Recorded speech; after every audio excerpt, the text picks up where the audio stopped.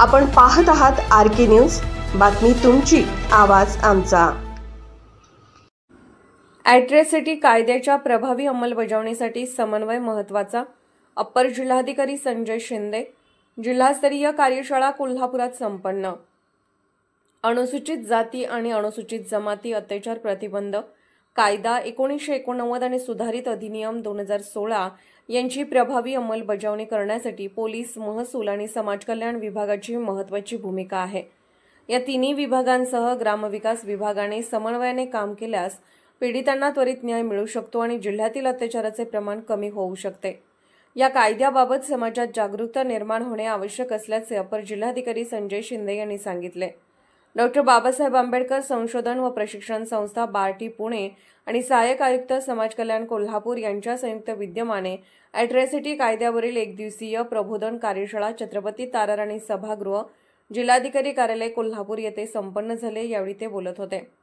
या कार्यशाळेला जिल्हा पोलीस अधीक्षक योगेश कुमार गुप्ता, पोलीस अधीक्षक ज्योती क्षीरसागर, अतिरिक्त मुख्य कार्यकारी अधिकारी संतोष जोशी, सहाय्यक आयुक्त सचिन साळे, उपविभागीय अधिकारी एकनाथ काळबांदे, उपविभागीय अधिकारी मोसमी चौगले, उपविभागीय अधिकारी समीर शिंगटे, निवृत्ती माळी, डॉ. जगन कराडे, अविनाश बनगे, शहाजी कांबळे, श्रीमती राजपूत, श्री गायकवाड यांच्यासह जिल्हा दक्षता समितीचे अशासकीय सदस्य, गटविकास अधिकारी, पंचायत समिती, उपविभागीय पोलीस अधिकारी, महसूल व समाज कल्याण विभागाचे अधिकारी कर्मचारी, तालुका समन्वयक, समता दूत, शिवाजी विद्यापीठातील MSWचे विद्यार्थी आणि पत्रकार उपस्थित होते।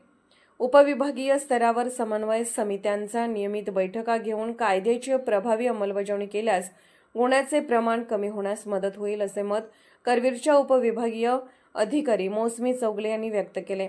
पोलीस विभागाने ॲट्रॉसिटी कायद्याची सखोल माहिती घेऊन अत्याचार रोखण्यासाठी प्रयत्न करावेत आणि खोट्या तक्रारींना आळा घालण्यासाठी अभ्यासपूर्ण तपास करावा, यासाठी जिल्हा पोलीस अधीक्षक कार्यालय पूर्णपणे पाठबळ देईल असे अतिरिक्त पोलीस अधीक्षक धीरज कुमार यांनी सांगितले।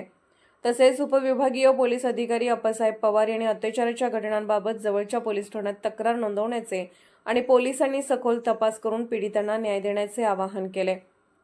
भारतीय राज्यघटनेच्या कलम 21 नुसार सर्वांना वैयक्तिक स्वातंत्र्याचे संरक्षण, तर कलम 17 नुसार अस्पृश्यता नष्ट करण्याची तरतूद आहे। भारतरत्न डॉ. बाबासाहेब आंबेडकर यांनी रचलेल्या संविधानात सर्वांना समानतेचा हक्क, धर्म, जात, लिंग, जन्मस्थळ यावर आधारित भेदभावास मनाई आणि सार्वजनिक सेवांमध्ये समान संधी देण्याची तरतूद आहे। 1955 मध्ये अस्पृश्यता निवारण कायद्यात सुधारणा झाली आणि 1976 मध्ये त्याला protection of civil rights act असे नाव देण्यात आले। पुढे 1989 मध्ये ॲट्रॉसिटी कायदा लागू झाला।